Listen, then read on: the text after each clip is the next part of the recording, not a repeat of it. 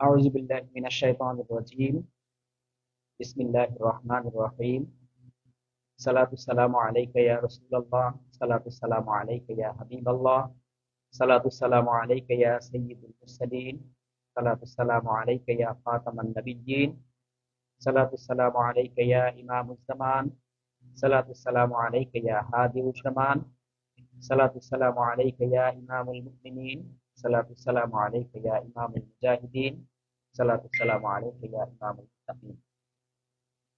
সম্মানিত দর্শক মণ্ডলী, আমরা আজকে শহীদ জামে মসজিদের পক্ষ থেকে লাইভে এসেছি যে বিষয়টি নিয়ে, সেটা হচ্ছে ইসলামী অর্থ ব্যবস্থাই পারে সমাজকে শোষণ মুক্ত, দুর্নীতি মুক্ত করতে।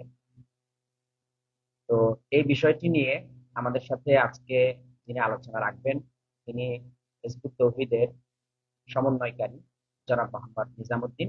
তিনি আমাদের সাথে আছেন এবং আমি সঞ্চালনায় আছি রাকিবুল হাসান, শহীদ জামে মসজিদের খতিব। তো আমরা আজকে এই বিষয়টি নিয়ে কথা বলবো এবং বিভিন্ন এই অর্থনীতির, ইসলামী অর্থনীতির বিভিন্ন দিক নিয়ে আমরা আহ জনাব নিজামুদ্দিন সাহেবের কাছে আমরা এই বিষয়টি জানতে চাইবো। কেননা এরই মধ্যে হিজবুত তৌহিদের ইমাম জনাব হুসাইন মোহাম্মদ সেলিম তিনি একটি বই লিখেছেন, আহ হিজবুত তৌহিদের প্রস্তাবিত রাষ্ট্র ব্যবস্থা। অর্থাৎ হিজবুত তৌহিদ চাচ্ছে যে আল্লাহর দেওয়া বিধান দিয়ে, আল্লাহর দেওয়া আইন দিয়ে, আল্লাহর দেওয়া সিস্টেম দিয়ে রাষ্ট্র পরিচালনা করতে। এখন এই আধুনিক বিশ্বে সেই পবিত্র কোরআনের বিধান কিভাবে কার্যকরী করা যায় সে বিষয়টি তিনি এই বইয়ের মধ্যে তুলে ধরেছেন। আলাদা আলাদা ভাবে এখানে অর্থ ব্যবস্থা, এখানে আমলাতান্ত্রিক সিস্টেম, এখানে বিচার ব্যবস্থা, এভাবে সামগ্রিক যে ইসলামটা কিভাবে বর্তমান সমাজ এবং রাষ্ট্রে প্রয়োগ করা যায় সে বিষয়টি তিনি এখানে তুলে ধরেছেন। তো আমরা এই বইটি, যেহেতু হিজবুত তৌহিদ এই বিষয়টি প্রস্তাব করেছে জনগণের কাছে এবং যে যারা এখন গভর্নমেন্টে আছে সরকারের কাছে প্রস্তাব করেছে, তো আমরা এই কারণে এই বিষয়টি নিয়ে আমি হিজবুত তৌহিদের মুখপাত্র এবং হিজবুত তৌহিদের সমন্বয়কারী জনাব নিজামুদ্দিনের কাছে আমরা এই বিষয়টি একে একে প্রশ্নের মাধ্যমে জেনে নেওয়ার চেষ্টা করি। তো আমি শুরুতেই যে বিষয়টি জানতে চাইবো সেটা হচ্ছে যে আমাদের রাষ্ট্র, আমাদের রাষ্ট্র একদিকে হচ্ছে আহ, মুসলিম প্রধান রাষ্ট্র। এখানে প্রায় 92% মানুষের উপরে মুসলমান। তো আমরা যারা মুসলমান, আমরা কিন্তু জানি যে পবিত্র কোরআনে আল্লাহ রাব্বুল আলামিন এত কঠিন ভাবে, এত কঠোর ভাবে সুদকে হারাম করেছেন এবং রসুল আকরাম সাল্লাল্লাহু আলাইহি সাল্লাম বলেছেন যে সুদের 70টা গুনাহ আছে, সর্বনিম্ন গুনাহ হচ্ছে আপন মায়ের সাথে ব্যভিচারী লিপ্ত হওয়া, নাউজুবিল্লাহ মিন যালিক। তো এই যে ভয়াবহ একটা পাপাচার আমরা জানার পরও রাষ্ট্র যখন এই সুদকে, মানে বেসমেন্ট ধরে সুদ ভিত্তিক অর্থনীতির উপরে রাষ্ট্র পরিচালনা করে, তখন আমরা সাধারণ মানুষ আমরা একটা মনস্তাত্ত্বিক দ্বন্দ্বে ভুগি যে এই আহ, অর্থনীতি আমরা একদিকে গ্রহণ করতেও পারছি না, আবার অন্যদিকে ফেলতেও পারছি না, কারণ রাষ্ট্র চলছে এর উপরে। এখন আপনারা এই সুদকে বাদ দিয়ে, যেহেতু ইসলামী অর্থ ব্যবস্থার কথা আপনারা বলছেন, সুদকে বাদ দিয়ে এই আধুনিক রাষ্ট্র ব্যবস্থা, অর্থনীতি কিভাবে পরিচালনা করতে পারবেন, যেখানে ইসলামী অর্থনীতি আসলে বলতে গেলে ইসলাম দিয়ে রাষ্ট্র পরিচালনার কয়েকশো বছর আগে হয়েছে, কিন্তু কয়েকশো বছর ধরে তো ইসলাম দিয়ে রাষ্ট্র পরিচালনার ক্ষেত্রে ইসলাম তো আসেনি। তো এখন এই আধুনিক শিল্প বিপ্লবের পরে বিরাট বড় বড় ব্যবসা বাণিজ্য ইত্যাদি অর্থনীতির আমূল পরিবর্তন হয়েছে। তো এই আধুনিক বিশ্বে এসে আপনারা কিভাবে ইসলামী অর্থনীতি দিয়ে রাষ্ট্র চালাবেন, এটা আমাদের একটু যদি পরিষ্কার করতেন। ধন্যবাদ আপনাকে। আমাদের এই প্রস্তাবিত যে রাষ্ট্র ব্যবস্থার কাঠামো, আমরা সর্বপ্রথম প্রস্তাব করেছি যে মানুষকে সৃষ্টি করেছেন আল্লাহ পাক রব্বুল আলামিন। সুতরাং মানুষের জীবন পরিচালনা করার ক্ষেত্রে মানুষ এমন একটা নিখুঁত জীবন ব্যবস্থা মানুষ প্রণয়ন করতে পারবে না যেটা নিখুঁত ত্রুটি নিখুঁত ত্রুটিহীন একটা জীবন ব্যবস্থা তিনি প্রণয়ন করতে পারেন বা তিনি রচনা করতে পারেন, যিনি এই মানুষকে সৃষ্টি করেছেন, অর্থাৎ মহান সৃষ্টিকর্তা আল্লাহ পাক রব্বুল আলামিন। এখন মানুষের জীবন অতিবাহিত এ পর্যন্ত আমরা দেখেছি ইতিহাসে অতিবাহিত হয়েছে ধর্ম দ্বারা। যখন মানুষ তাদের সমাজ জীবন, রাষ্ট্র জীবন, পারিবারিক জীবন, সামষ্টিক জীবন তারা স্রষ্টার প্রেরিত বিধান দ্বারা পরিচালনা করেছে, তখনই মানুষের সমাজে শান্তি আসে। আজকে আমরা যে রাষ্ট্র ব্যবস্থার কথা বলছি, আপনি যেটা বলছেন, আজকে এই রাষ্ট্র ব্যবস্থা যেখানে দাঁড়িয়ে আছে, শিল্প বিপ্লবের কথা বা অন্যান্য বৈজ্ঞানিক পরিবর্তনের কথা, এই রাষ্ট্র ব্যবস্থাটা কিন্তু টোটালি তারা স্রষ্টার দেওয়া বিধানকে বাদ দিয়ে নিজেদের তৈরি করা একটা বিধান দ্বারা তারা তাদের রাষ্ট্র পরিচালনা করছে। এবং এই প্রক্রিয়াটা চালু হয়েছে ইংল্যান্ডের রাজা অষ্টম হেনরি 1537 খ্রিস্টাব্দে, যখন উনি সিদ্ধান্ত নিলেন যে রাষ্ট্র পরিচালনার জন্য আইন প্রণেতা করবে স্বয়ং রাজা নিজে। ইতিপূর্বে খ্রিস্ট ধর্মের বিভিন্ন পুরোহিতদের সাথে বা বিভিন্ন পণ্ডিত শ্রেণীর সাথে রাজাদের ব্যাপক দ্বন্দ্ব সৃষ্টি হয়। একটা পর্যায়ে তখন রাজা এই সিদ্ধান্ত নিতে বাধ্য হয়েছে যে রাষ্ট্র পরিচালনা করার ক্ষেত্রে ধর্মের কোনো প্রভাব থাকবে না।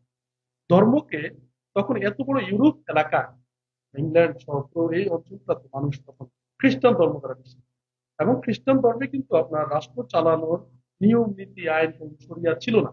এটা আরেক ইতিহাস, আমি সেদিকে আজকে যাবো না। তখন এই বৃহৎ জনগোষ্ঠীকে তারা কি করবে? তাদেরকে তো ধর্মহীন করা যাবে না, কারণ তারা এটা ধর্ম বিশ্বাস করে না। তখন সিদ্ধান্ত নিল যে ধর্মকে তাদের ব্যক্তিগত জীবনে নির্বাসিত করবে। জাতীয় জীবনে, রাষ্ট্রীয় জীবনে ধর্মের কোনো প্রভাব থাকবে না সেখানে। রাজা, অর্থাৎ যিনি সভরেন্টির অধিকারী, চূড়ান্ত অথরিটির অধিকারী, তিনি যে সিদ্ধান্ত দিবেন সেটাই চলবে। এই কথার উপরে এই কথার উপরে ভিত্তি করেই এই সমাজ ব্যবস্থার যাত্রা শুরু। অর্থাৎ এ পর্যন্ত 1537 খ্রিস্টাব্দের আগ পর্যন্ত মানুষের সমাজ পরিচালিত হয়েছে, রাষ্ট্র পরিচালিত হয়েছে স্বয়ং ধর্ম দ্বারা। যার কারণে পৃথিবীর ইতিহাসে ন্যায় শান্তির ইতিহাস আমরা পাই। যখনই মানুষ সিদ্ধান্ত নিল যে আল্লাহ দেওয়া বিধান সমাজে চলবে না, সুতরাং মানুষের পক্ষে এমন একটি নিখুঁত ত্রুটিহীন জীবন ব্যবস্থা প্রবর্তন করা সম্ভব হয়নি। তার মধ্যে সবচেয়ে বড় যেই সংকটটা তৈরি হয়েছে, এই জীবন ব্যবস্থা প্র্যাকটিস করার ফলে আজকে আমরা সেই জীবন ব্যবস্থায় প্র্যাকটিস করছি। কোথাও গণতন্ত্র, কোথাও সমাজতন্ত্র, কোথাও রাজতন্ত্র, কোথাও একনায়কতন্ত্র, কোথাও পুঁজিবাদী সমাজতন্ত্র। আমরা আজকে এই তন্ত্রমন্ত্রগুলো কিন্তু সেই 1537 খ্রিস্টাব্দে যখন রাজা অষ্টম হেনরি সিদ্ধান্ত নিল যে আমাদের রাষ্ট্র ব্যবস্থায় স্রষ্টার কোনো অবস্থান থাকবে না, মানুষ ব্যক্তিগত জীবনে তুমি আমল করো, তুমি নামাজ পড়ো, তুমি মসজিদ বানাই দিবো আমি, তুমি বলে যে মন্দিরে যাবা, তুমি পূজা করবা, তোমার জন্য আমি সে ব্যবস্থা করে দেবো, তুমি গির্জায় প্যাগোডা যাবা, তোমার জন্য সে ব্যবস্থা করে দেবো। কিন্তু সাবধান, তোমাদের রাষ্ট্রীয় জীবনের আইন কানুন, গণতন্ত্র, বিচার ব্যবস্থা, সমাজ ব্যবস্থা, শিক্ষা ব্যবস্থা, এই সমস্ত বিষয়গুলো এখন থেকে দেখবে স্বয়ং রাজা। রাজার আইনই হবে চূড়ান্ত আইন। এই যে একটা আহ, মানুষের ইতিহাসে এই যে একটা ঘটনা তৈরি হলো, এটার পরবর্তী যে সমাজ ব্যবস্থা আজকে আমরা প্র্যাকটিস করছি সেটা হচ্ছে, আমরা নাম দিচ্ছি এটার নাম বস্তুবাদী। এটা জড়বাদী সভ্যতা, বস্তুবাদী সভ্যতা, অর্থাৎ স্রষ্টাহীন, আল্লাহীন একটা ব্যবস্থা। কারণ স্রষ্টা থাকা মানে তার আত্মা আছে, পরকাল আছে, দুনিয়া আখিরাতের সমন্বয় আছে, ব্যালেন্স আছে। এই জিনিসটা ভারসাম্য নষ্ট করছে। এই ভারসাম্য নষ্ট করার ফলে সমাজের সর্বত্র এটার প্রভাব পড়ছে। যার ফলে হচ্ছে অর্থনীতিতে প্রভাব পড়ছে, শিক্ষায় প্রভাব পড়ছে, চিকিৎসায় প্রভাব পড়ছে, মানুষের নৈতিক মূল্যবোধের অবক্ষয় ঘটেছে।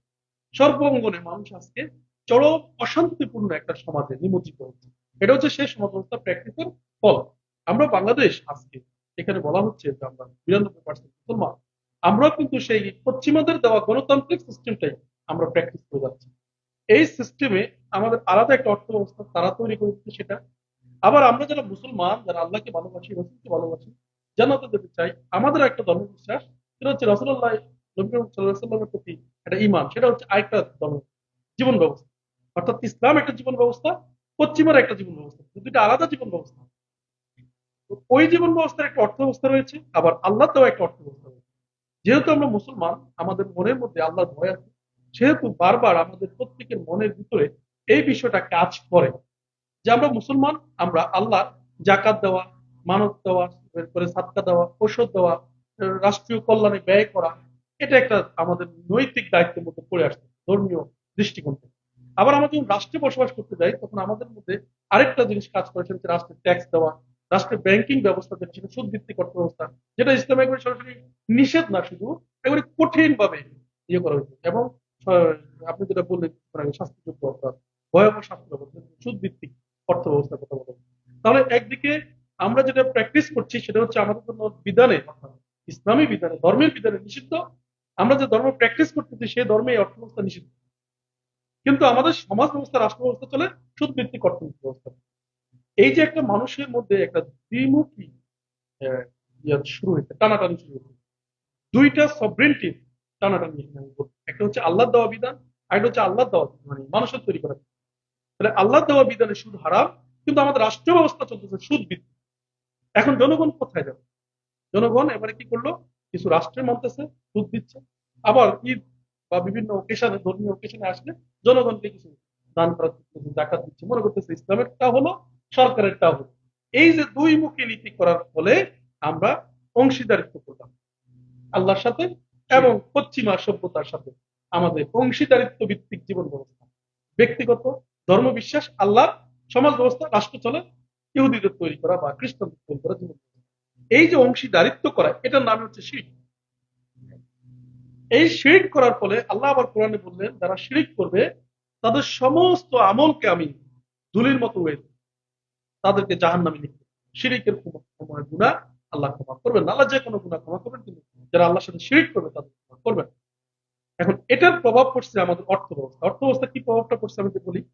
আজকে এই সমাজ ব্যবস্থা পরিচালিত হচ্ছে মূলত, পরিচালিত করতে হচ্ছে যে, বা এই সমাজের অর্থ এমন একটা চালিকা শক্তিতে পরিণত হয়েছে। আমি যদি বলি, একটা মানুষের শরীরের বিভিন্ন অঙ্গ প্রত্যঙ্গের মধ্যে একটা গুরুত্বপূর্ণ অর্গান হচ্ছে রক্ত চলাচল। আজকে অর্থ হচ্ছে এই সমাজে বসবাস করার জন্য একটা রক্ত চলাচল।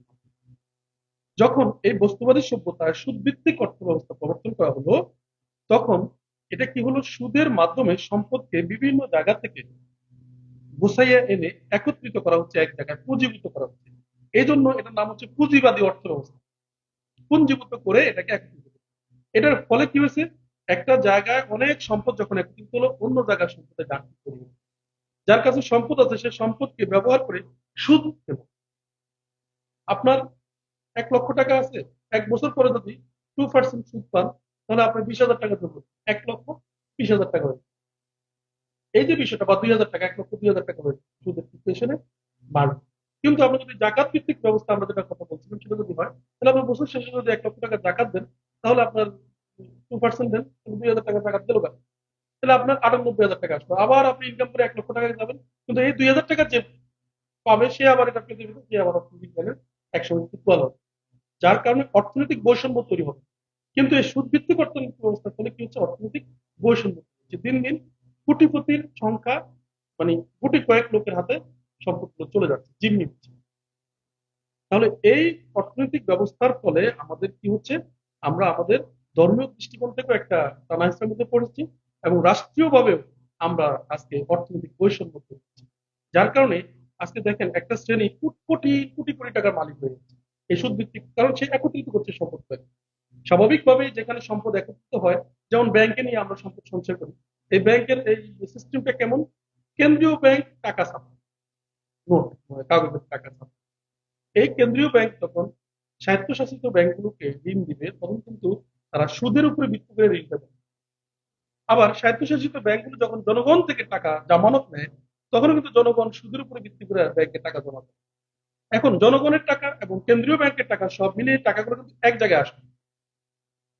এক জায়গায় আসার ফলে কি হয়েছে, তখন ব্যাংকের কাছে যখন আপনি যাবেন যে ভাই আমার কিছু টাকা দরকার, আপনি আমাকে টাকা দিন, তখন ব্যাংক ফার্স্ট টাইম আপনার কাছে জানতে চাইবে যে আপনার জামানত দেওয়ার মতন আপনি যে টাকাটা ডিফল্টার হয়ে যাবেন, দেউলিয়া হলে, ঋণ খেলাপি করে আপনাকে মর্গেজ দেওয়ার মতন আপনি কি পাবেন।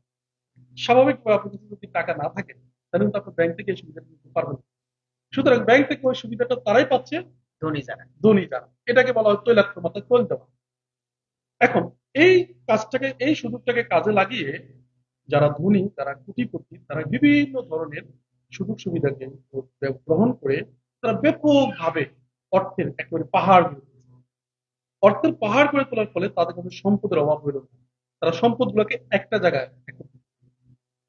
এখন তারা তাদের সুবিধা মতে, যেমন সিন্ডিকেট করতেছে, সিন্ডিকেট বাণিজ্য করতেছে, সিন্ডিকেট বাণিজ্য করে তারা পণ্যের দাম বাড়ায় দিচ্ছে।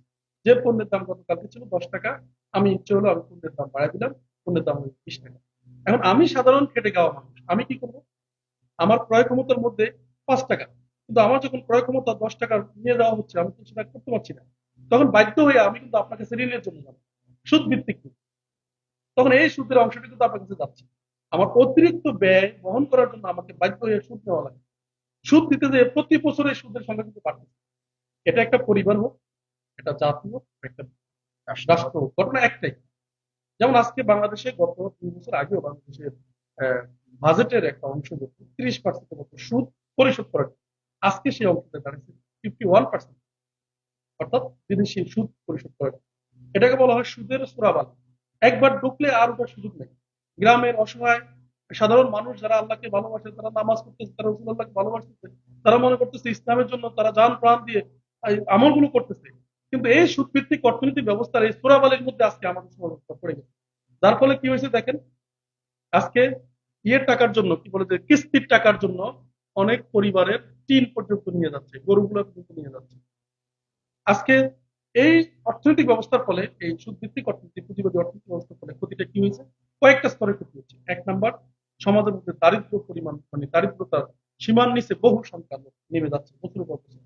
চিকিৎসা করতে গেলে মানুষ দরিদ্র হয়ে যাচ্ছে, খাদ্যের মধ্যে যোগানের জন্য মানুষ দরিদ্র হয়ে যাচ্ছে।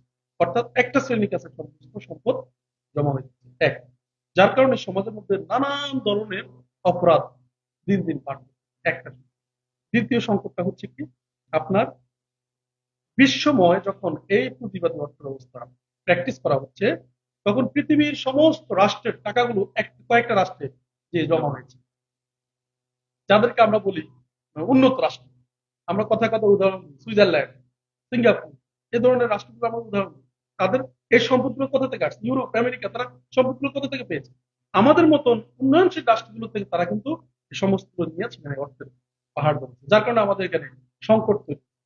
যার কারণে তাদের কাছে যখন বিশাল সম্পদের পাহাড় হলো, আমাদের দেশের কৃষক শ্রমিক খেটে খাওয়া মানুষ, তারা অর্থনৈতিক মুক্তির আশায়, অর্থনৈতিক কিছুটা স্বাচ্ছন্দ্য ফিরে আনার জন্য তারা তখন জীবন বাজি রেখে সাগর পাড়ি দিয়ে তারা সেই সমস্ত রাষ্ট্রগুলোতে যাচ্ছে যে অর্থনৈতিক সম্পত্তি আনার জন্য।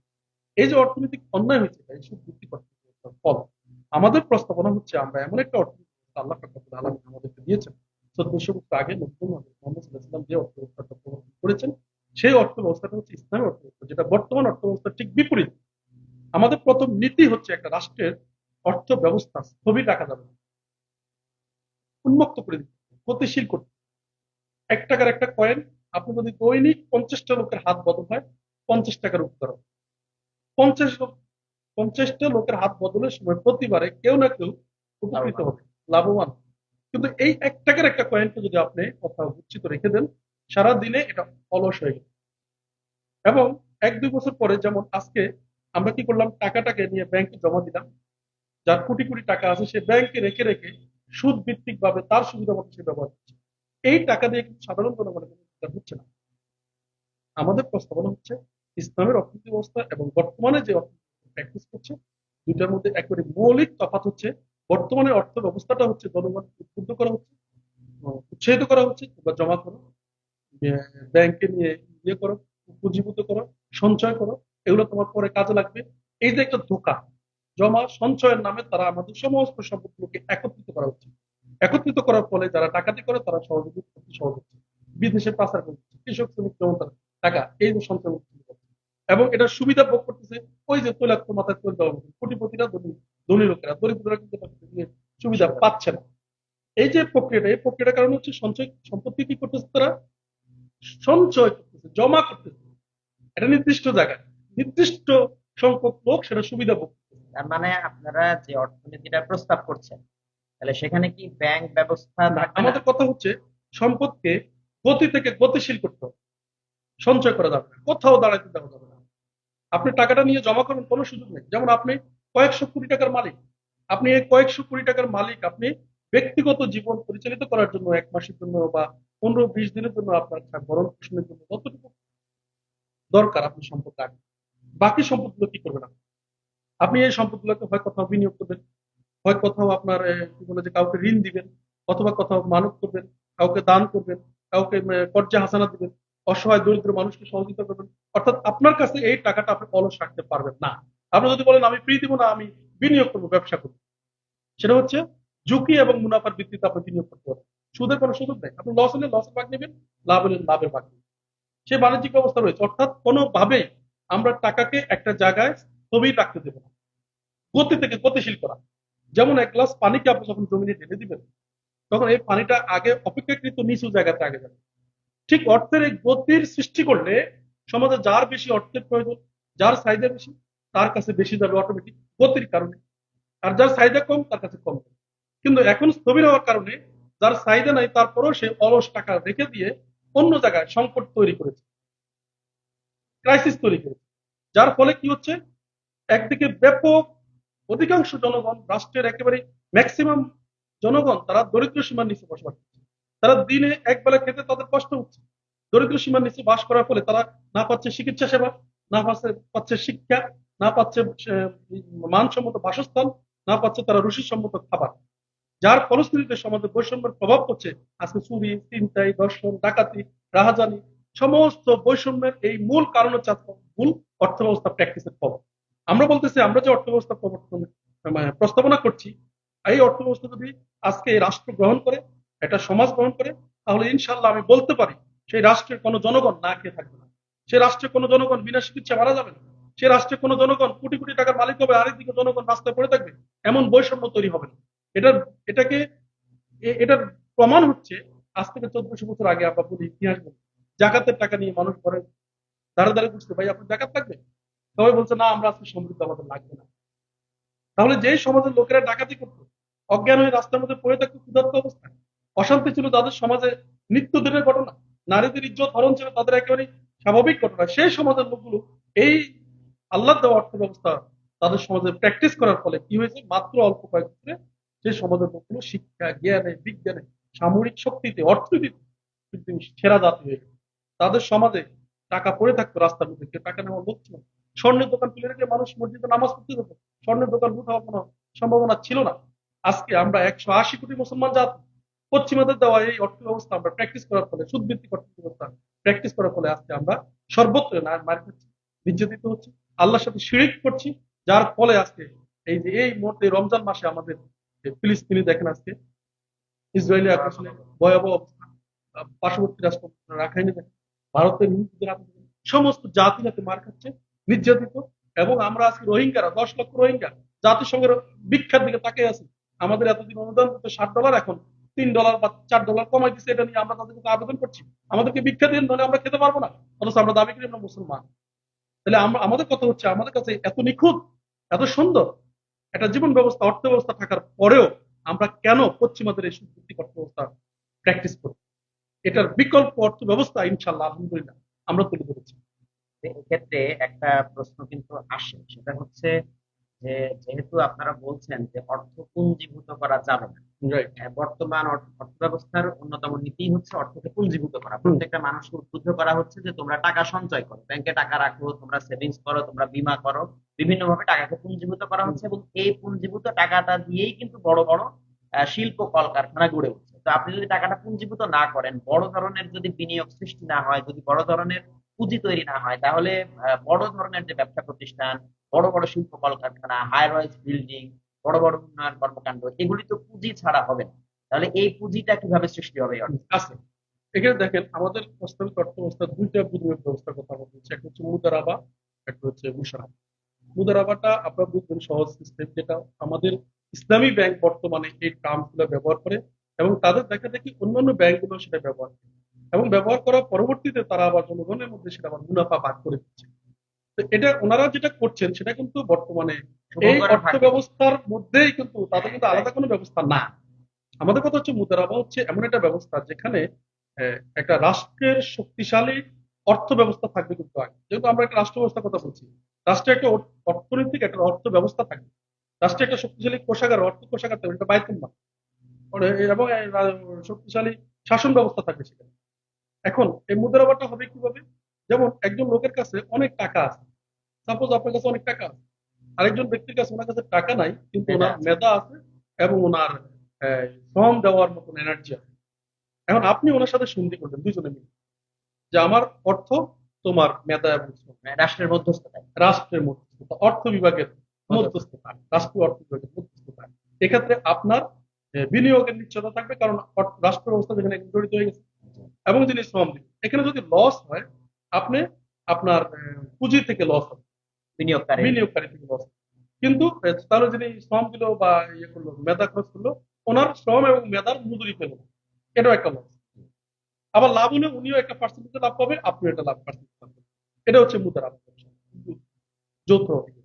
আরেকটা হচ্ছে মোশারাকা, যেটা মোশারাকা হচ্ছে যেমন একটা ব্যবসা প্রতিষ্ঠান আমরা করবো, এখানে রাষ্ট্রের অর্থ বিভাগের মধ্যস্থতায় সবাই জনগণকে আহ্বান করা হবে।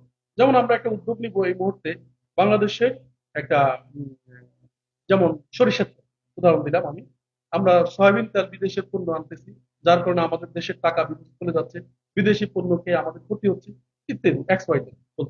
তখন আমরা উদ্যোগ নিলাম রাষ্ট্রীয়ভাবে, আমরা বিশাল কলকারখানা ফ্যাক্টরি দিয়ে আমরা সরিষার তেল উৎপাদন করব। তখন রাষ্ট্রীয়ভাবে উৎপাদনের জন্য আহ্বান করা হবে যারা যারা পুঁজি দিবে। যৌথভাবে এক একজন এক এক অনুযায়ী তারপর এখানে বিনিয়োগ করবে। এটা হচ্ছে সবাই মিলে বিনিয়োগ করবে। ওই বিনিয়োগের ফলে যে লাভটা হবে, সব লাভের পার্সেন্টেজ, বিনিয়োগের পার্সেন্টেজ অনুযায়ী তারা লাভের পার্সেন্টেজ পাবে। আবার লস হলে আবার বিনিয়োগের পার্সেন্টেজ অনুযায়ী তারা আবার লস পাবে। মানে one kind of share business. Share business. এক্ষেত্রে কিন্তু রাষ্ট্রের অর্থ ব্যবস্থার ফলে এটা শক্ত মনিটরিং করা হবে যেন বিনিয়োগকারীদের পুঁজিটা অন্তত গ্যারান্টি থাকে। এটা রাষ্ট্র যদি দায়িত্ব নেয়, এটা রাষ্ট্রপক্ষে করা সম্ভব। তার একটা প্র্যাকটিক্যাল প্র্যাকটিস কিন্তু আমরা হিজবুত তৈরি করছি আলহামদুলিল্লাহ।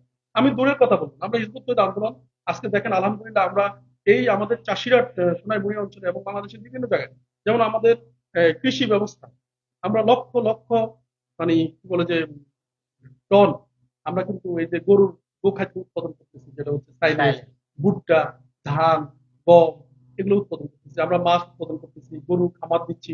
আমাদের এই যে গার্মেন্টস ফ্যাক্টরি আছে, আমাদের এই যে ক্ষুদ্র পরিসরে বিভিন্ন ক্ষুদ্র ব্যবসা আছে, পরিবহন, বিভিন্ন বাইরা যারা বিদেশে যেতে পারে না, দেশে তাদের বেকারত্ব দূর করার জন্য আমরা কিন্তু এই যে অন্তত 200-250 শ্রমিকের কাছে আমরা পরিবহন অর্থাৎ অটো রিক্সা বা বিভিন্ন পরিবহন ব্যবস্থা দিচ্ছি। এই যে পুরো ব্যবস্থাটা এখানে নির্মাণ হচ্ছে, এখানে আমাদের 5 তলা 10 তলা বিল্ডিং হচ্ছে, শিক্ষা প্রতিষ্ঠান দাঁড়াইছে, হাসপাতাল দাঁড়াইছে, এই সমস্ত বিষয়গুলো কিন্তু এই ব্যবস্থার ফলে আমরা কিন্তু অনেকজন বলছেন যে এই সব ব্যবস্থা আপনারা মুশারাকা পদ্ধতি রাইট মোশারাকা পদ্ধতি হচ্ছে, এবং কাউকে একটা টাকা সুদ দেওয়া লাগে না ইনশাল্লাহ। এবং আমাদের কারো একটা বিষয় নিয়ে কারোর সাথে আজ পর্যন্ত দ্বিমত হয়নি, কারণ এখানে দুইটা বিষয় একসাথে কাজ করবে কিন্তু। একটা হচ্ছে আপনার আমরা যেহেতু ধর্মের অনুসারী অর্থাৎ ইসলামের অনুসারী, এখানে শরিয়ার একটা ব্যাপার আছে। আবার আমাদের পরকালীন একটা ব্যাপার আছে, আধ্যাত্মিক ব্যাপার, আধ্যাত্মিক এবং আধ্যাত্মিক ব্যাপারটা। আমি যে ভোগ করবো না, আমি যে অন্যের জন্য ব্যয় করবো, আমি নিজে খালি বস্তু কেন্দ্রিক হবো না, আত্মকেন্দ্রিক স্বার্থপর হবো না, আমি মানবতাবাদী হবো, আমি দেশপ্রেমিক হবো, মানুষের অন্যের কল্যাণ আমি হবো। এটা কিন্তু ইসলাম ধর্মের মূল স্পিরিটটা এখানে, যার প্রমাণে দেখেন আপনি এই যে এবারে বন্যার সময় রাষ্ট্রের মানে ত্রাণ তহবিলে একটা পর্যায়ে আমরা শুনেছি অনেক উদ্যোক্তা বলতেছেন আমাদেরকে আর দয়া করে কেউ ত্রাণ দিবেন না, যথেষ্ট হয়েছে, আমরা আর আমাদের প্রয়োজন নাই। তাহলে এই যে প্রক্রিয়াটা, এটা কিন্তু মানুষ লাভের আশা কিন্তু দেয় নেই, যে দৈনিক মুনাফা বা লাভের আশা কিন্তু দেয়, তারা আধ্যাত্মিক অঞ্চল অংশ থেকে তারা কিন্তু উদ্বুদ্ধ হয়ে এটা করছে। সেক্ষেত্রে ইসলামিক জীবন ব্যবস্থা কিন্তু এই জিনিসটা থাকে, যার কারণে এখানে কোন রকম অর্থনৈতিক বৈষম্য তৈরি হওয়ার কোনো সুযোগ নাই, এবং ব্যাপকভাবে একটা কর্মসংস্থান তৈরি হবে, এবং মানুষের মধ্যে সমৃদ্ধি আসবে, ধনী দরিদ্র ভেদাভেদ কমে যাবে, মানুষের যাবতীয় দৈনন্দিন যে মৌলিক চাহিদাগুলো, সেই চাহিদাগুলো মানুষের কাছে একবার সহজলভ্য হয়ে যাবে, যার কারণে মানুষের সমাজ তৈরি হবে শান্তি। এই জন্য এই ধর্মের নামই হলো ইসলাম। কিন্তু আজকে আমরা মুসলমানরা এই ধর্মটাকে প্র্যাকটিস বাদ দিয়ে আমরা ইহুদিদের তৈরি করা, পশ্চিমাদের তৈরি করা রাষ্ট্র ব্যবস্থাকে সমাজে কায়েম করে নিয়ে ইহুদিদের বিরুদ্ধে মিছিল করি, খ্রিস্টানদের বিরুদ্ধে মিছিল করি, অমুকের বাড়ির আস্তানা জ্বালাই দাও, অমুকের ঘর জ্বালাই দাও। গত কয়েকদিন আগে রংপুরে আমাদের ভাইদের উপরে হামলা করা হয়েছে, কি বলে? খ্রিস্টান বলে। তাহলে আপনারা খ্রিস্টানদেরকে এত ঘৃণা করেন, ইহুদি করে এত ঘৃণা করেন, অথচ আমরা মুসলমান, আমরা আল্লাহ রসুলের পক্ষে ইসলাম প্রতিষ্ঠা করতে চাই, আপনারা আমাদের উপরে হামলা করেন খ্রিস্টান বলে। অথচ যে খ্রিস্টানদেরকে এত ঘৃণা করেন, ইহুদিদেরকে এত ঘৃণা করেন, সেই ইহুদিদের প্রবর্তিত অর্থনৈতিক সুদভিত্তিক অর্থনৈতিক ব্যবস্থা আপনাদের ব্যক্তিগত জীবন, পারিবারিক জীবন, সামষ্টিক জীবন আপনারা প্রয়োগ করছেন। এক্ষেত্রে কিন্তু আর আপনাদের মনের মধ্যে সেই মানে জ্ঞানের মধ্যে সেই বাধাটা আসে নাই, যে এই অর্থ ব্যবস্থা প্র্যাকটিসে বলে আমরা আল্লাহ প্রত্যাখ্যান করছি। এখন এক্ষেত্রে একটা বিষয়, সেটা হচ্ছে এটা অলরেডি আপনারা প্র্যাকটিক্যাল করেছেন, ইনশাল্লাহ আমাদের কথা হচ্ছে প্র্যাকটিক্যাল করে সেটার ফলও আপনারা পাচ্ছেন। আপনি বলতে পারেন যে বর্তমানে বর্তমান রাষ্ট্র ব্যবস্থায় অর্থনীতির যে প্রধান সমস্যাগুলো, তার মধ্যে আমি বলবো যেটা জনগণের কাছে সবচেয়ে বড় সমস্যা, একদম সাধারণ মানুষের কাছে সবচেয়ে বড় সমস্যা, সেটা হচ্ছে দ্রব্যমূল্যের ভয়াবহ আকারে প্রতিনিয়ত যেভাবে মুদ্রাস্ফীতি ঘটছে, যেভাবে আমরা সবাই জানি এটা কিন্তু এই অর্থনীতিরই ফল। হুম। কিন্তু আমার প্রশ্ন হচ্ছে যে আপনারা যে অর্থনীতি প্রস্তাব করছেন, ইসলামী অর্থনীতি, সেই অর্থনীতিতে দ্রব্যমূল্য কিভাবে নিয়ন্ত্রণ করবেন? এটা কি প্র্যাকটিক্যালি আপনি যৌক্তিকভাবে সেটা কি সম্ভব বলে মনে করেন যে দ্রব্যমূল্য নিয়ন্ত্রণ এটা করা এটা সম্ভব একেবারে হবে? এটা একেবারে একেবারে সিম্পল বিষয়, একেবারে খুবই সিম্পল বিষয়। আমরা আজকে দেখেন আমাদের এই সাধারণ জনগণ গ্রামে যারা খেটে খায় তারা যখন দেখলো চাউলের কেজি 30 টাকা থেকে হঠাৎ করে 50 টাকা হয়ে গেল, তখন এবারে সরকারের গদিতে আগুন লাগাবে, না সরকার ব্যর্থ, এই হয়েছে সে হয়েছে আছে। এখন এখানে কিন্তু আসলে সরকারের বিষয় না, বিষয়টা হচ্ছে রাষ্ট্রের অর্থ ব্যবস্থার ব্যাপার। আমি শুরুতে বললাম, আপনি যখন গুটি কয়েক লোকের হাতে সমস্ত সম্পদ চলে গেল না, তখন সে কিন্তু তার সুবিধা মতো সে সিন্ডিকেট তৈরি করে, তার সুবিধা মতো সে পণ্যের দাম নিয়ন্ত্রণ করে। এখানে কিন্তু আর রাষ্ট্রের হাত রইল না। আমাদের কথা হচ্ছে আমরা সর্বপ্রথম এমন ভাবে একটা অর্থ ব্যবস্থা বিন্যস্ত করব যেখানে যেমন আপনি এটা বিগ অ্যামাউন্ট ইনভেস্ট দাঁড় করেন। আমাদের বাংলাদেশের এর আগেও আমি একটা লাইভ একটা উদাহরণ দিয়েছিলাম, যেমন ভ্যাকসিনকো কোম্পানি বা স্কোয়ার কোম্পানি, তারা কি করতো, তারা আগে মানুষের যেমন এলোপ্যাথিক ওষুধ ডিসপেন্সারি, এই যে ফার্মাসিউটিক্যাল ব্যবসা যেটা, সেই ব্যবসাটা তারা করতো, অর্থাৎ ওষুধ প্রোডাকশন করে সেটা মার্কেটিং, কোটি কোটি টাকা। সেই মাল্টি ন্যাশনাল কোম্পানি তার কোটি কোটি টাকার ব্যবসায়ী যখন আইসা স্কোয়ার কোম্পানি আইসা রাঁধুনি হলুদ মরিচ বাজারে বিক্রি করা শুরু করলো, তখন বাজারের ক্ষুদ্র ব্যবসায়ী যিনি একটা ছোট মিল বসাইয়া হলুদ মরিচ বিক্রি করতো তার উপর কিন্তু প্রভাব পড়ছে। একটা পর্যায়ে যখন সেই কর্পোরেট বাণিজ্য সেই কোটিপতি, সে টাকা একেবারে পণ্য কিনে কোটি কোটি টাকা, আর ওই ক্ষুদ্র ব্যবসায়ী সে কিন্তু 2-4-5 হাজার টাকা পণ্য কিনে তার সামর্থ্য নাই, যার ফলে সে সমস্ত পণ্যগুলো মার্কেট থেকে ক্রয় করে তার কাছে স্টক করল। মাঝখান দিয়ে ক্ষুদ্র বিনিয়োগকারী আওয়া, মার্কেট থেকে আওয়া। এরপরে সে কি করলো, তার সুবিধা মতো পণ্যের দাম বাড়াইলো, কমাইলো, মার্কেটটা তারপর জিম্মি করে ফেলছে মানুষ। চিমনি করে ফেললো মানুষ। এটা হচ্ছে এই পুঁজিবাদী অর্থ ব্যবস্থার একটা চূড়ান্ত একটা ব্যর্থতা, তারা বাজার কন্ট্রোল করতে পারবে না। আমাদের কথা হচ্ছে ইসলামের যে আমাদের যে অর্থ ব্যবস্থা থাকবে, অর্থ বিভাগ, রাষ্ট্রের অর্থ বিভাগ, সেটা কঠিন ভাবে নিয়ন্ত্রণ করবে।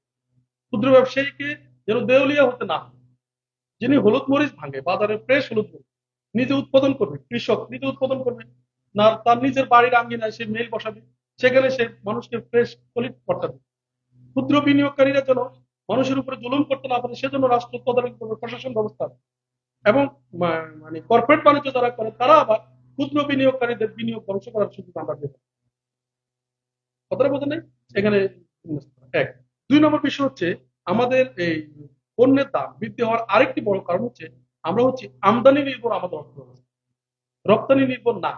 আমদানি নির্ভর অর্থনীতি ব্যবস্থার কারণ হচ্ছে কি, আমরা এই যে পণ্যগুলো আনতেছি বাংলাদেশে, যেমন এই মুহূর্তে আমার গম দরকার, গমের চাহিদা পূরণ করার জন্য আমি ইউক্রেন থেকে গম আনি, কিন্তু ইউক্রেন থেকে গমটা আনতে হলে আমাকে কিন্তু টাকার বিনিময়ে আনতে পারবো না, আমি তাদের ডলারের বিনিময়ে আনলাম। তাহলে আমার সম্পত্তিয়া তাদের ডলার ক্রয় করে আমাকে গম আনা লাগে। যখনই আমি সম্পদটা বাইরে দিয়ে দিলাম আমার এখানে সম্পদ কমে গেল, মানে আমার টাকার মানটা পড়ে গেল। যখনই সে আমার ডলারটা সম্পদটা নিয়ে গেল গা, তার ডলারের মান বেড়ে গেল গা। আমার এখানে একটা অর্থনৈতিক শূন্যতার কারণে আমার টাকার মান কমে গেল, তার ওইখানে আবার সম্পদ চলে যাওয়ার কারণে তার ডলারের মান বেড়ে গেল। যার কারণে আমার কাগজের টাকা তারও কাগজের টাকা, আমার কাগজের টাকা হলো মানে 100 টাকার নিয়ে তার এক।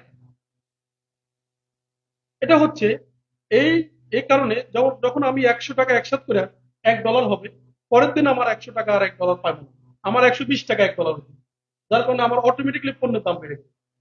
এখন এই যে শুভঙ্করের ফাঁকি, এই বিষয়টা তো আমাদের গ্রামের খেটে খাওয়া সাধারণ মানুষ বুঝবে না। এটা ইহুদিদের একটা চাই, ষড়যন্ত্র, চক্রান্ত। তারা আমাদেরকে দাস বানায় রাখার জন্য, তারা যখন এই অর্থ ব্যবস্থা তার কন্ট্রোলে নিয়ে গেল, তখন মানুষ তাদের স্বাভাবিক জীবন ধারণ করার জন্য বাধ্য হইয়া অর্থের দাস হয়ে গেল। এখন যাদের হাতে অর্থ আছে তারা আবার আইন তাদের কাছে। তাহলে আইন এবং অর্থ দুইটারই দাস। যার হাতে আইন আছে, অর্থ আছে, মানুষ বাধ্য হইয়া তার গোলামি করে, তার অন্যায় কাজের সমর্থন দিয়ে যাচ্ছে, প্রতিবাদ করতে পারছে না, তার সমস্ত স্বেচ্ছাচারিতা, স্বৈরাচারিতা, অন্যায় আচরণের মানে সম্মতি দেওয়ার লাগতেছে বাধ্য হইয়া, কারণ তার কাছে অর্থ আছে, আইনও আছে। কথাটা বুঝেন নাই? যার কারণে এই যে আমরা আমাদের সরকারগুলো তাদের কাছে মানে করো জোরে তাদের সামনে বসে থাকে, প্রভু আমাদেরকে বাঁচান, কারণ প্রভুরা যখন আমাদের উপরে স্যাংশন জারি করবে, কারণ তার হাতে অর্থ, তার হাতে আইন, আইন আছে বিধায় তারা তো অস্ত্র আছে, তখন বাধ্য হয়ে আমি তাকে মারা লাগবে। আমার দেশের সরকার কে থাকবে, কে থাকবে না, কোন প্রক্রিয়া আমার বিচার ব্যবস্থা চলবে, চলবে না, সমস্ত কিছু তারা ওইখান থেকে বসে বসে তাকে আহ, আঙ্গুলের ইশারায় চলতে হয় আমাকে, কারণ আমরা তাদের হাতে জিম্মি। এই অর্থনৈতিক ব্যবস্থা প্র্যাকটিস কম। আমাদের কথা হচ্ছে আমরা যদি উৎপাদনমুখী কার্যক্রমে যদি আমরা উৎপাদন করি, আমরা রপ্তানি নির্ভর পণ্য ব্যবহার না করে আমরা বরঞ্চ আমদানি নির্ভর পণ্য ব্যবহার না করে আমরা রপ্তানি করতে পারি বিদেশে, তাহলে আমাদের এই আহ, পণ্যের দাম নিয়ন্ত্রণে থাকবে, এবং একদিকে বাজার ব্যবস্থা থাকবে, আরেকদিকে কর্পোরেট বাণিজ্য যারা করে তাদেরকে দৌরাত্ম্য কমাতে হবে, অটোমেটিকলি সেটা কমে যাবে, অর্থের তার মানে গতিশীলতা হচ্ছে কমে। অর্থ ব্যবস্থা এবং বাণিজ্য ব্যবস্থা কানেক্টেড। কানেক্টেড, হ্যাঁ, এটার সাথে কানেক্টেড হবে আবার শাসন ব্যবস্থা। আপনার যদি দুর্বল শাসন ব্যবস্থা থাকে তাহলে কিন্তু আপনি এই আইন প্রয়োগ করতে পারবেন না। আবার প্রশাসনিক ব্যবস্থা যদি সেটা বাস্তবায়ন করতে না পারে, শাসকগণ যদি দুর্নীতিগ্রস্ত ব্যক্তি হয়, চরিত্রহীন ব্যক্তি হয়, কালোবাজারি হয়, তাহলে হবে না। আবার যিনি আপনার এই যে প্রশাসন ব্যবস্থা, প্রশাসনিক ব্যবস্থা, যারা হিসাব রক্ষক, আমলা শ্রেণী যাদেরকে বলি আমরা, আমলারা যদি আবার দেশের টাকা নিয়ে বিচারের দেশে পাচার করে দেয়, তাদের শিক্ষা ব্যবস্থা যদি ভুল থাকে, তাদের যদি দুর্নীতিগ্রস্ত শিক্ষা ব্যবস্থার প্রভাব থাকে তাদের চরিত্রের মধ্যে, তাহলে কিন্তু আর এই ব্যবস্থা প্রবর্তিত হবে না। সুতরাং আমরা এমন একটা ব্যালেন্স ভারসাম্যপূর্ণ জীবন ব্যবস্থা প্রস্তাব করছি যেখানে শুধু অর্থ ব্যবস্থা নয়, এটার সাথে রিলেটেড থাকবে আমাদের শাসন ব্যবস্থা, যেখানে আমরা সৎ, একেবারে বিশ্বস্ত, আমানতদারী, সাহসী ব্যক্তিদেরকে আমরা নির্বাচনের মাধ্যমে সেই নির্বাচনী ব্যবস্থা আমরা প্রস্তাবনা করেছি। প্রয়োজনে আমি সেদিন আরেকটা বিষয় নিয়ে আমরা আলোচনা করতে হবে। আপনার এই বইটা পড়লে আপনি বুঝবেন আমাদের সেই প্রস্তাবনাটা কেমন। একটা সমাজের সবচেয়ে বিশ্বস্ত লোকটা নির্বাচিত হবে। আজকে আমাদের সমাজে কি করছে, একটা নির্বাচন করার জন্য একটা নমিনেশন অংশ দিচ্ছে, কেন্দ্র দিচ্ছে, একটা প্রশাসন কন্ট্রোল করছে, একটা জনগণকে বলছে, জনগণের কাছে যাই টাকা দিয়ে তাদের ভোট কিনে নিচ্ছে। এখানে তো এটা তো ফেয়ার এবং ফ্রেশ অ্যান্ড ফেয়ার ইলেকশন হচ্ছে না। তারা যেটা বলতেছে ফ্রেশ অ্যান্ড ফেয়ার ইলেকশন, না, এটা ভুল। টাকার বিনিময়ে এখানে ইলেকশন হচ্ছে, নমিনেশন বেচা কিনা হচ্ছে টাকার বিনিময়ে। জনগণ সিদ্ধান্ত নেব জনগণের জনগণের জনপ্রতিনিধি কাকে করবে। এই এলাকার সবচেয়ে বিশ্বস্ত, পরেশগার, ইমানদার, মানুষের সম্পদের রক্ষক, সত্যবাদী, আমানতদারী, সাহসী, নিজের জীবনকে মানবতার কল্যাণে উৎসর্গকারী এমন ব্যক্তিকে জনগণ খুঁজে বের করবে। সেই লোকটা হবে জনপ্রতিনিধি। তার আন্ডারে থাকবে প্রশাসন ব্যবস্থা। সেই প্রশাসন ব্যবস্থা তারা চাকরি করবে, তারা এমন একটা শিক্ষা ব্যবস্থা থেকে আসবে, তার মনে আল্লাহর ভয় থাকবে, পরকালের ভয় থাকবে, তার মানুষের কল্যাণে তার জ্ঞানকে ব্যয় করা তার ইমানের দায়িত্ব মনে করবে, তার এটা ইবাদত মনে করবে। এখন এই যে আপনারা যে ইসলামী অর্থনীতি যেটা প্রস্তাব করছেন, তো এই অর্থনীতি আহ, বিভিন্ন দিক নিয়ে আমরা আলোচনা করছি। কিন্তু বর্তমান অর্থনীতি যেটা বলছিলাম, একটা হচ্ছে যেটা আপনি এবার উত্তর দিলেন যে আহ, দ্রব্যমূল্যের ঊর্ধ্বগতি, হ্যাঁ, যেটা জনগণের সাথে সম্পৃক্ত, এবং আরেকটা জনগণের সাথে খুব বেশি করে সম্পৃক্ত, রাষ্ট্রের সাথে খুব বেশি করে সম্পৃক্ত, সেটা হচ্ছে অর্থ পাচার। তো অর্থ পাচার রোধে আপনাদের অর্থনীতিতে কি ব্যবস্থা থাকবে, এটা হচ্ছে এক নাম্বার। আর দুই নাম্বার যে ব্যাপারটা, সেটা হচ্ছে এই যে আমরা যে অর্থনীতির কথা শুনলাম, ইসলামী অর্থনীতি, তো এই অর্থনীতি আসলে বর্তমান প্রেক্ষাপটে আমাদের দেশে এটা কার্যকরী করলে এখন তো মানুষ হচ্ছে ট্যাক্স দেয়, রাষ্ট্রকে ট্যাক্স দেয়, কারণ রাষ্ট্রের ব্যাপক খরচ। একটা বর্তমান আধুনিক ব্যবস্থায় রাষ্ট্রের কিন্তু বিভিন্ন খাতে এত বিশাল বিগ অ্যামাউন্টের খরচ হয়। তো সেই খরচ আপনারা কি ট্যাক্স কালেকশন করবেন, নাকি যেই 1400 বছর আগের যে পুরনো জাকাত পদ্ধতি, সেই জাকাত পদ্ধতিতে যে ধরনের অল্প কিছু জাকাত আসে, আমি আমি এটা আহ, মানে অনেক মানুষ এই প্রশ্নটা করে, এই জন্য আপনার কাছে প্রশ্নটা করছি যে জাকাত পদ্ধতিতে আমরা জানি যে একটা ব্যবসায়ী, সে তার যে মানে লভ্যাংশ, তার প্রতি বছরে 2.5% হারে জাকাত দিতে হয়। তো এই সামান্য পরিমাণ অর্থে রাষ্ট্রের এত বিরাট ব্যয় নির্বাহ করা সম্ভব হবে কিনা, সেক্ষেত্রে আপনারা জাকাতের বাইরেও আলাদা কোনো ট্যাক্স ধার্য করবেন, নাকি শুধু জাকাত দিয়ে রাষ্ট্র চলতে পারে? এই ক্ষেত্রে আপনাদের নীতিটা কি শুধু হবে? জাকাত না তো, যেমন কৃষি পণ্যের উপর উৎপাদিত পণ্যের ফসল আছে, আরো অন্যান্য ব্যবস্থা আছে। এখানে আমি বলি, আপনি যেটা প্রথমে বললেন অর্থ পাচার হওয়া, এটা একটা গুরুত্বপূর্ণ পয়েন্ট।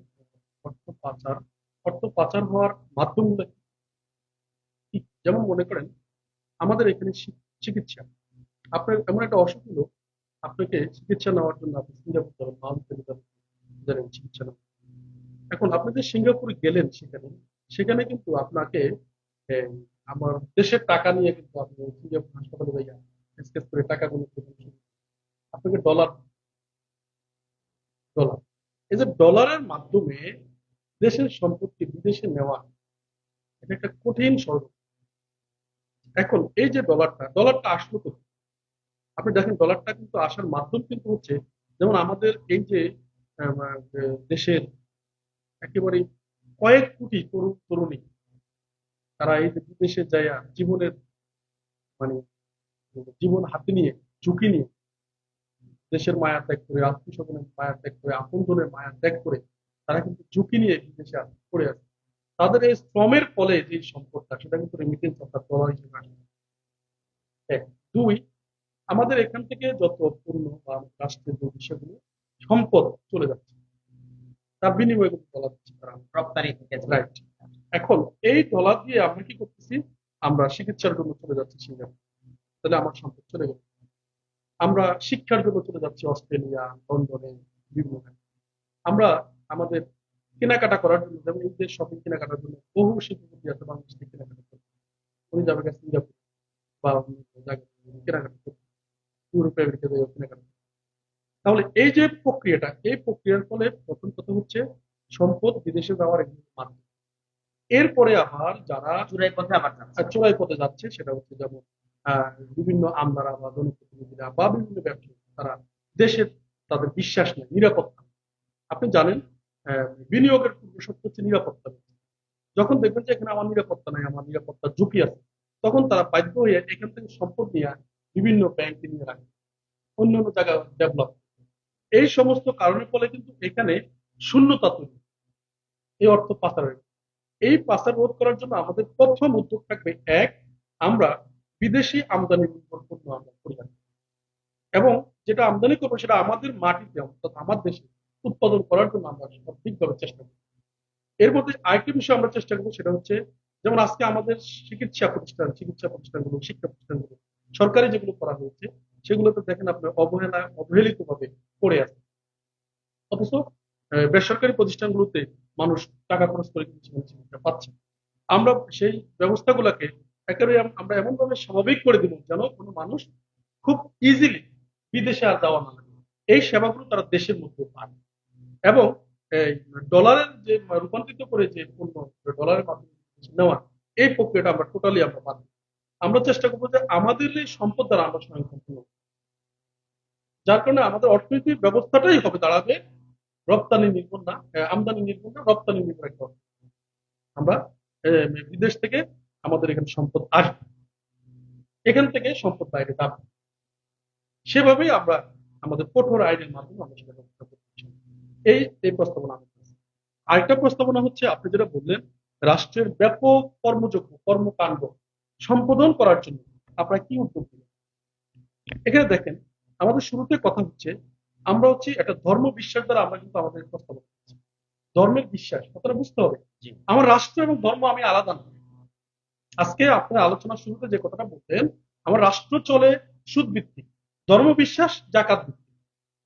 ধর্ম বিশ্বাস বলতেছে সুদ হারাম, রাষ্ট্র বলতেছে সুদ বৈধ, এবং বৈধ না শুধু সুদ বাধ্যতামূলক, ফরজ। তাইলে আমাদের এখানে দুই মুখী জীবন ব্যবস্থা প্র্যাকটিস করার পর আমরা যে প্রস্তাবনা করতেছি সেটা হচ্ছে আমার ব্যক্তি এবং রাষ্ট্র এক, কোনো ডিফারেন্স নেই। যেমন আপনি বলতে পারেন এক্ষেত্রে অন্য অন্য ধর্মাবলম্বী লোকেরা কি বলবে, তারা তো ধর্ম ইসলাম নিবে না। আমার কথা হচ্ছে যে না, সেখানে অন্য অন্য ধর্মাবলম্বীদের জন্য আজকে যেমন গণতন্ত্র সব ধর্মের লোকেরা মানে, ইসলাম সব ধর্মের লোকেরা মানে, কোনো ডিফারেন্স নেই। আরবি টার্মস ইসলামটা বাইর করে দিলে তো জীবন ব্যবস্থা একটা। এখানে দেখেন, যেমন দুধে ভেজাল দেয়, এটা কি মুসলমান ধর্মে বৈধ আছে? হিন্দু ধর্মে আছে, খ্রিস্টান ধর্মে আছে, ইহুদি ধর্মে আছে? কোন ধর্মে দুধে ভেজাল দিতে পারে? তাহলে আমি আইন করবো দুধে যেন মানুষ ভেজাল না দেয়, তাহলে অন্য ধর্মের লোকদের এরকম কোনো সমস্যা নেই। আমি তো আপনাকে বলতেছি না যে আপনারা সবাই আপনাদের ব্যক্তিগত আমল, ব্যক্তিগত ধর্মীয় বিশ্বাস আপনারা বাদ দিয়ে আপনারা সব নামাজ পড়েন না, এটা আপনাদের ব্যক্তিগত ব্যাপার।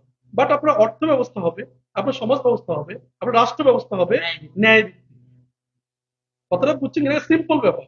যেমন সুদ খেলে আজকে হিন্দুরও কষ্ট হবে, বৌদ্ধেরও কষ্ট হবে, খ্রিস্টানের কষ্ট হবে, মুসলমানের কষ্ট হবে। তাহলে সমাজে যদি সবাই অর্থনৈতিক সাম্য অবস্থা বিরাজ করে, চুরি না হলে হিন্দু লোকও শান্তি থাকবে, মুসলমান লোকও শান্তি থাকবে। সমাজে দর্শন না হলে হিন্দু লোকও শান্তি থাকবে, মুসলমানও শান্তি থাকবে। এখানে সবার জন্য সমানভাবে প্রযোজ্য। এই জন্য আমাদের এই আইনটা সার্বজনীন, কোনো নির্দিষ্ট ধর্মগোষ্ঠীর উপরে প্রভাব পড়বে না। সুতরাং আমাদের এই প্রস্তাবনাটা হচ্ছে ধর্ম এবং রাষ্ট্র এক। যেমন আজকে রাস্তা নির্মাণ করার জন্য আমরা কিন্তু রাষ্ট্রীয় বাজেটের দিকে তাকাই থাকি, যে একটা রাস্তা নির্মাণ করতে হবে, সরকার বাজেট দিবে, তারপর রাস্তাটা হবে। কিন্তু পাড়ায় মহল্লায় গ্রামে গঞ্জে সর্বত্র মসজিদ হচ্ছে, মুক্তব হচ্ছে, ওই কোনো জায়গায় তো রাষ্ট্র অনুদান লাগে না। সেটা নির্মাণ হচ্ছে কেন? সেটা ধর্মীয় কাজ। ধর্মীয়, অর্থাৎ সোয়াবের কাজ মনে করেন। এটা করলে আপনার সোয়াব হবে। তাহলে এটা মসজিদ নির্মাণ করে যদি সোয়াব হয়, যে রাস্তা দিয়ে আপনি মসজিদে যাবেন, অসহায় দরিদ্র মানুষ হাঁটবে, রুগীকে নিয়ে যাবে, মানুষের কল্যাণের জন্য সেই রাস্তাটা নির্মাণ করা হবে। এই ইমানি চেতনা মানুষের মধ্যে কাজ করবে একসাথে, কারণ সে ধর্ম দ্বারা উদ্বুদ্ধ হবে। রাষ্ট্র এবং ধর্ম আলাদা নয়। তখন সে মানে সে স্বেচ্ছা নিজ উৎসাহিত হয়ে রাষ্ট্রের তহবিলে তার উদ্বৃত্ত অংশ দিয়ে আসবে। এখানে আরেকটা বিষয় আছে, আপনি বলতে পারেন যে মানুষ হঠাৎ বিপদে পড়ছে, সে এই মুহূর্তে ঋণ দরকার, এখন তো ব্যাংকে তো এসে ঋণ পাচ্ছে। যখন আপনি লাভ দিবেন না তাকে, তখন তো কেউ আপনাকে ঋণ দিবে না। তখন এই দরিদ্র লোকগুলো একটা টাইম মানে হঠাৎ করে এখন আমার 1 লাখ 2 লাখ টাকা ঋণ দরকার, যে ব্যাংকের কাছ থেকে বা কারো কাছ থেকে সুদের বিনিময় হলেও তো সেই ঋণটা পাচ্ছে। তখন এই সুদ যখন নিষিদ্ধ হয়ে যাবে, লাভ যখন দিবেন না, তখন তো এই লোকগুলো তাৎক্ষণিক ঋণ তারা কোথেকে পাবে? একথা কিন্তু আলটিমেটলি প্রশ্ন আসবে, তারা কিভাবে চলবে? না, তাদের জন্য সহজ। কারণ হচ্ছে এখানে রাষ্ট্রের আরেকটা অংশ থাকবে কর্জে হাসানা, বায়তুল মাল ফান্ড। যেমন আপনি কয়েক কোটি টাকার মালিক, আপনি এই টাকাগুলো কি করবেন? আপনাকে আমরা উদ্বুদ্ধ করবো, ভাই আপনার টাকাটা আপনি রাষ্ট্রের বায়তুল মাল তহবিলে রেখে দেবেন। এটার নাম হচ্ছে কর্জে হাসানা। আপনাকে আমরা কোনো লাভ দেবো না, কিন্তু আপনার যখন টাকাটা প্রয়োজন আপনি আবার নিয়ে আসবেন।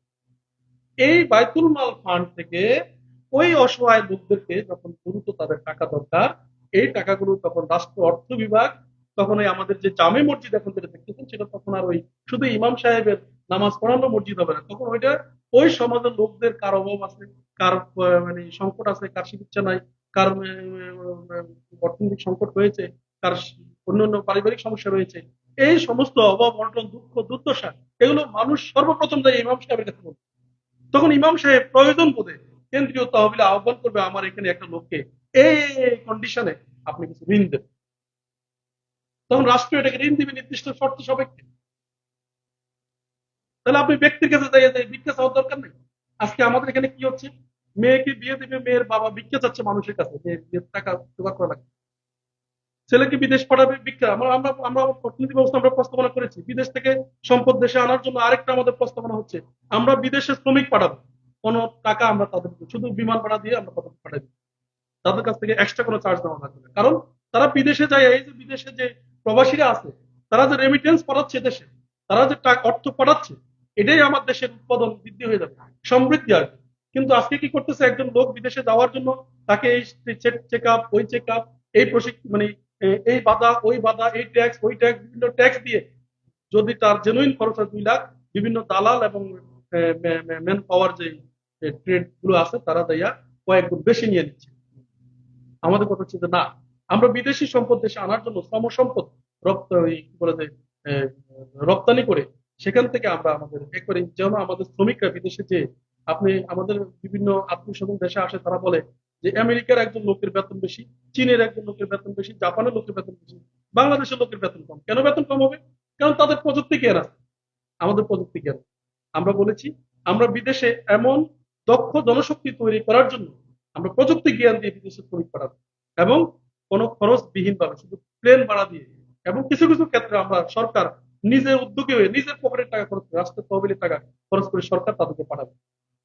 কারণ শর্ত মানে হচ্ছে কি, বিমান ভাড়াটাও কোনো কোনো ক্ষেত্রে কোনো কোনো ক্ষেত্রে বহন সরকার করা হবে। বহন করবে যদি সুবিধা মনে করে।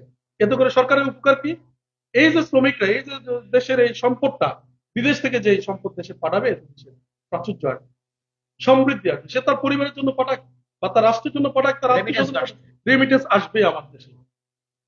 তাহলে এই যে নানানমুখী উদ্যোগের ফলে অটোমেটিকলি আপনার এখানে অর্থের প্রাচুর্য গড়ে যাবে। মানুষ রাস্তায় পড়ে থাকার, সম্পদ ধরার লোক থাকবে না। যদি মানে চুরি, অধিকাংশ চুরি, একবারে 99% চুরি নির্মূল হয়ে যাবে, খালি তাদের সংকট দূর হয়ে গেল, অভাব দূর হয়ে গেল, দারিদ্রতা দূর হয়ে গেল।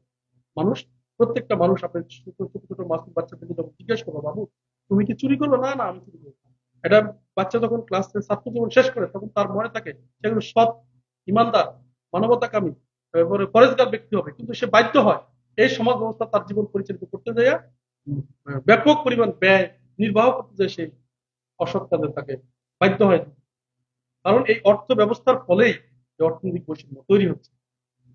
আমরা বলতে চাই, আপনি যেটা বললেন জাকাত তো এটার একটা অংশ। এখানে উৎপাদিত সম্পদের উপরে ওষুধ দিবে, এরপরে মনে যে বাৎসরিক একটা জাকাত দিবে, এরপরে মানুষ বিপদ আপদ থেকে বাঁচার জন্য মানত করবে, বিপদ থেকে উদ্ধার হওয়ার জন্য সাদকা দিবে, কোন একটা অপরাধ করে ফেলে কাপ্পারা দিবে। এই সমস্ত বিধানগুলো আল্লাহ পাক রব্বুল আলামিন কোরআনে রাখছেন। আপনি খুশির সংবাদ আসলে কয়েকজন জনগণকে খাওয়াবেন, অর্থাৎ সম্পদকে ব্যাপকভাবে, অর্থাৎ একটা মানে পানির উঁচা একটা ইয়ে থেকে বাঁধ দিয়ে যদি পানির গতিপথ আটকানো হয়, আপনি কোদাল দিয়ে যখন এটা বাঁধটা কেটে দিবেন, যেভাবে প্রচন্ড স্পিডে নিচে নেমে শূন্য স্থানগুলো পূরণ করে ফেলে, ঠিক আজকের এই অর্থ ব্যবস্থার এই জায়গা যদি কেটে দেওয়া হয়, তাহলে সমাজে দেখবেন সমৃদ্ধি কাকে বলে। আজকে আপনাদের কাছে কল্পনা মনে হচ্ছে? আমি বলবো আপনার চাষিরহাটে এসে সফর করে যান। আমরা ক্ষুদ্র পরিসরে, যেহেতু আমরা রাষ্ট্র না, কোটি কয়েক লোক, আমরা ক্ষুদ্র প্রচেষ্টায় আমরা সেই উদাহরণ স্থাপন করেছি। তারপরে আমরা প্রস্তাবনা দিচ্ছি, এটা নেন। প্র্যাকটিক্যাল, বাস্তবসম্মত, বৈজ্ঞানিক, ইসলাম সম্মত, দুনিয়া এবং পরকালে দুই কালে মুক্তির একমাত্র পথ হচ্ছে ইসলাম। এর বাহিরে অন্য কোনো পন্থায়, অন্য কোনো পথে মানুষ আর শান্তি পাবে না। সেটারই প্র্যাকটিক্যাল রূপ তুলে ধরেছেন ইমাম জনাব সেলিম। এই আমাদের প্রস্তাবিত রাষ্ট্র ব্যবস্থার কোরআনের নীতিমালাকে মাথায় নিয়ে এই সময়ের সংকটকে বিবেচনা করে আমরা এমন একটা প্রস্তাব করছি। আমরা মনে করি এই সময় এই দেশের জন্য এটা একটা অনেক বড় আল্লাহ রহমত, আল্লাহ বরকত। এখন এই বাংলার জনগণ, এই মুসলমানরা, এর শাসকরা, এই জনগণরা, তারা যদি মোমেন হতে হয়, তারা আগে তৌহিদের উপরে, এই ব্যবস্থার উপর তারা আগে হতে হবে। আমি ইনশাল্লাহ বলতে পারি দ্ব্যর্থহীন ভাবে, আমি নিঃসংকোচ চিত্তে, সন্দেহ মুক্ত ভাবে বলতে পারি, আল্লাহ দেওয়া এই বিধান যদি মানুষ তাদের সমাজে প্রয়োগ করে, কোনো মানুষ রাস্তায় পড়ে থাকা লাগবে না, কোনো নারীর ইজ্জত হরণ হবে না, রাস্তায় কোনো মিছিল করা লাগবে না, কোনো স্বৈরাচারী শাসকের জন্ম হবে না, কোনো দুর্বৃত্তকারী দুঃশাসকের জন্ম দেশে হবে না, কোনো মানুষ অভাব অনটনের দুর্ভিক্ষে কষ্ট করবে না, কোনো মানুষ বিনা বিচারে তার উপরে জুলুম করা হবে না। সমাজটা হয়ে যাবে শান্তিপূর্ণ, ন্যায়, সমৃদ্ধিতে পরিপূর্ণ একটা দেশ। এখানে কোনো অশান্তি থাকবে না। এটা আমি আপনাদেরকে দ্ব্যর্থহীন ভাবে, পরিষ্কার কনফিডেন্সলি আমি বলতে পারি। কারণ এটার উদাহরণ আল্লাহ পাক রব্বুল আলামিন আমাদেরকে দিয়েছেন অনেক সমাজ, এবং আমরা সেটা প্র্যাকটিস করে গত 30 বছরে সেটা প্র্যাকটিক্যাল প্রমাণ পাচ্ছি। একদিকে উদাহরণ, আরেকদিকে প্র্যাকটিক্যাল প্রমাণ, আরেকদিকে আমাদের দলিল পত্র। এই সমস্ত প্রস্তাবনা নিয়ে আমরা আজকে জাতিকে প্রস্তাব করছি, আপনারা এই সত্য মেনে নেন। এর বাইরে অন্য কোনো পন্থা আপনার এই রাষ্ট্রকে আর শান্তি আনতে পারবেন না। একটা মেসেজ পরিষ্কার আমাদের, কোনো গোজামি নেই। তাহলে আমরা লাইভের একেবারে শেষ পর্যায়ে চলে এসেছি। যেহেতু কিছুক্ষণ পরেই আমাদের ইফতারের সময় হয়ে যাবে, তো আমরা আজকে যে বিষয়টি নিয়ে আলোচনা করছিলাম, যে হিজবুত তৌহিদের পক্ষ থেকে একটি প্রস্তাবনা দেওয়া হয়েছে যে আল্লাহর দেওয়া বিধান, কোরআনের যেই বিধান, হুকুম, আইন, সেটা দিয়ে এই আধুনিক সময়ে এসেও রাষ্ট্র পরিচালনা করা শুধুমাত্র সম্ভব নয়, বরঞ্চ যদি রাষ্ট্র পরিচালনা করা হয়, তাহলে সমাজে যাবতীয় অন্যায়, অবিচার, অশান্তি দূর করে ন্যায়, সুবিচার, শান্তি প্রতিষ্ঠিত করা সম্ভব, এবং সমৃদ্ধ একটি জাতি গঠন করা সম্ভব, পৃথিবীর বুকে মাথা উঁচু করে দাঁড়ানো সম্ভব, শক্তিশালী একটা জাতিসত্তা গড়ে তোলা সম্ভব, যে জিনিসটা তিনি তুলে ধরেছেন। এবং আমরা আজকের বিশেষভাবে যে আলোচনার বিষয় ছিল সেটা হচ্ছে ইসলামী যে অর্থ ব্যবস্থা হিজবুত তৌহিদ প্রস্তাবনা করেছে, প্রস্তাব দিয়েছে, সেই অর্থ ব্যবস্থা যদি এই সমাজে প্রতিষ্ঠিত করা যায়, তাহলে এটা প্রতিষ্ঠার ফলে যে দ্রব্যমূল্যের ঊর্ধ্বগতি, অর্থ পাচার, অর্থনৈতিক দুর্বৃত্তায়ন এবং অর্থনৈতিক যে শোষণ, বঞ্চনা, দুর্নীতি, এগুলি সমস্ত কিছু দূর করে একটা শোষণ মুক্ত, দুর্নীতি মুক্ত, একটা সমৃদ্ধ সমাজ গড়ে তোলা সম্ভব হবে। সেই বিষয়ে আমরা বিভিন্ন ধরনের প্রশ্ন করেছিলাম, এবং হিজবুত তৌহিদের মুখপাত্র, হিজবুত তৌহিদের সমন্বয়কারী জনাব নিজামুদ্দিন আমাদেরকে অত্যন্ত সাবলীল ভাবে, সুন্দরভাবে তাদের এই প্রস্তাবনার বইটি থেকে বিষয়গুলি উপস্থাপন করেছে। নিঃসন্দেহে দর্শকবৃন্দ, আপনারা জেনেছেন আমরা আজকে যেহেতু আমরা খুব অল্প সময় নিয়ে লাইভে এসেছি, কাজে কারো প্রশ্নের উত্তর দিতে পারছি না। ইনশাল্লাহ আগামী কোনো লাইভে আপনাদের এই বিষয়ে প্রশ্ন থাকলে সেই প্রশ্নগুলি নিয়ে আবার ইনশাল্লাহ লাইভে আসবো। তো আজকে আমরা আজকের লাইভ থেকে বিদায় নিচ্ছি সবাইকে। আজকে শবে কদর, শবে কদরের মোবারকবাদ জানিয়ে, এবং আমরা রমজানের মুবারক জানিয়ে আমরা সামনে ঈদ এসেছে, ইনশাল্লাহ ঈদের আগে আবার আমরা লাইভে আসবো। তো আজকে আমরা এখানেই বিদায় নিচ্ছি। আমি রাকিব আল হাসান, সবাইকে আল্লাহ হাফেজ, সালামু আলাইকুম ওয়া রাহমাতুল্লাহ। আসসালামু আলাইকুম।